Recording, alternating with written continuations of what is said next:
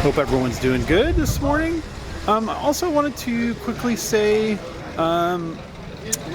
Luis's Facebook is still effed up, so to speak, and she's working on that, so we want to make sure we get back to doing our Facebook Lives. So we're working on that, but for now we are doing Instagram Lives, and I am recording that, and then I will post those to our YouTube page, so make sure you go over and subscribe to our YouTube page, because I will be posting those in full there also. So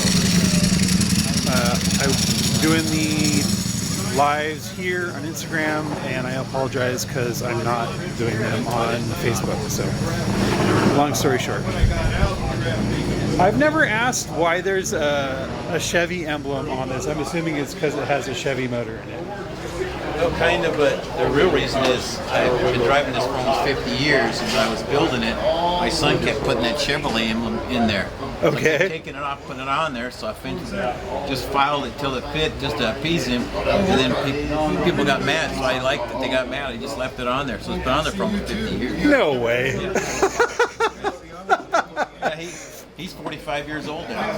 That's really funny, because out of all the times I've seen your truck, I've kind of noticed it, but this morning I was like, I wonder why there's I just assumed it was just because of the motor. No, it was because the same bolt pattern as the Ford emblem. My son I was painting cars in the day, and he just found the emblem and kept setting it on there, and every time I'd sand it, it'd fall off. So yeah. I eventually just filed it, put a couple nuts, leave it there, and then once I painted the car, I kind of left it, and everybody was pissed off that I did that. Made you mad, I'll just keep doing it. So, was the Chevy emblem on there before you decided to put a Chevy motor in there? No, I was just building a truck. I didn't have anything together. I was just doing the paintwork. Is there a Chevy motor in it? Oh, yeah. Yeah, it's got a ZZ3 with a Chevy front end, 73 Corvette rear suspension. I built it when I was 20 years old. Like I said, 48 years later, 50 years later, I'm still driving the same truck. So wow. I painted it in my driveway. Did you really? Can I see under the hood of it? I've never seen under the hood of it, actually. It's not really special, but everything works. That's really funny. I see how well it trimmed it. Yeah. That's hilarious. Everything came out of a junkyard in the day. So you built it how long ago? Almost 50 years ago. Wow. Well, I'm 70 now, and I was 20 when I built it. So. Wow. And you put it together in your garage, but you painted it in your driveway. Yeah. Wow. It's been pretty much like this for all these years. Wow. And it's what year? Which piece? The truck is titled as what year? 53. 53. Yeah. But there's all kinds of years of parts on this thing. Right. Yeah. The cab's like a 55. But I started out with a complete truck, but I just started switching pieces out. Okay.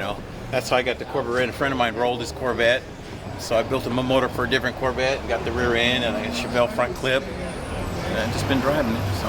Wow. Nothing spectacular. It's kind of dirty, but it gets me where I want to go. And it still runs. Yeah, I'm building a 56 right now, and I have that panel truck, that 55 teal panel truck. Yeah. And I have the two-door Chevelle wagon. Yeah. That Chevelle wagon I love so much, because you do not see a ton of those, because they didn't build a lot of them, right? The Chevelle, the two-door wagons? In 65, they only did 1,600 of them, roughly. Because they only build them, 64 and 65, is that right? Yeah. Yeah. Yeah. They were a poor man's car. Most of them are 6-cylinders. That was the original V8 4-speed car. Oh, okay. And I bought it from the original owner. Mm-hmm. Wow. You know what? I've met you a bunch of times. What's your name, by the way? Jack. I'm Steve. Steve, yeah. That's awesome. Yeah, that's funny, because it does fit. It fits so good here. It's like amazing. Yeah, I just took a file and trimmed it. Didn't mess up the chrome. That's so cool. That's so cool. I threatened to put the Ford emblem, and my son gets all mad at me. That's really funny. Yeah. Oh no! It's not a show truck. It's just something I drive all the time. That's funny. Can we look? Can I look inside?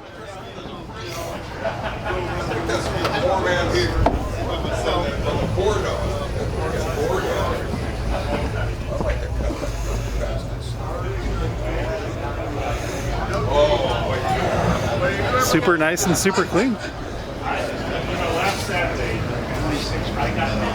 And you were saying you already had most of the pieces for it. You kind of had to piece it. Yeah, it was a together. complete truck. I just started taking it apart, and then I sold it to a guy, and he wrecked it. And he came to my birthday one day, and he said, "Here's the keys and the title. I'm never going to do anything with this. Go ahead and do something with it." So I just started piecing it all back together, and it's been like this pretty much since the 80s. Oh, okay. I really like the two-tone red and black too. Yeah, that was another agitated thing. I ran out of gray primer, so I put red oxide. My brother-in-law's colorblind, so he thought I painted the fenders red. That's gonna look like shit. And I go, "What pisses you off? Let me go get some red paint." So I put the red fenders. That's funny. It's funny that there's always these funny little stories when people are building cars that people are like, "Oh, well, you did that on purpose," and you're like, "Well, sometimes it's just these funny little things that make up the two colors," or "I did this because I didn't have enough material," or it's kind of funny. Yeah, I was gonna be baby blue, but I painted the gas tank first, and then once I painted it, I didn't like it, so I had to go a different way. Then it just took off. That's hilarious. Well, I think it turned out really good. Thanks. Yeah, I like it.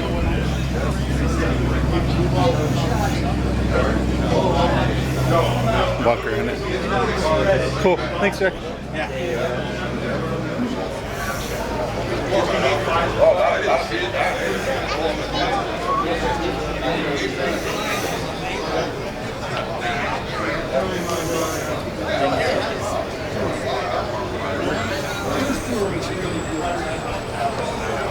Gonna get cruising around it here. We did a full little side shot here.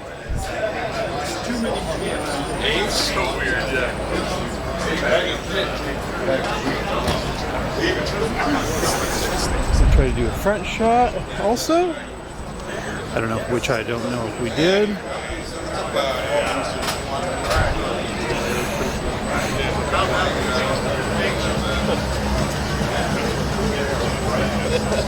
'54 F100, right? Okay.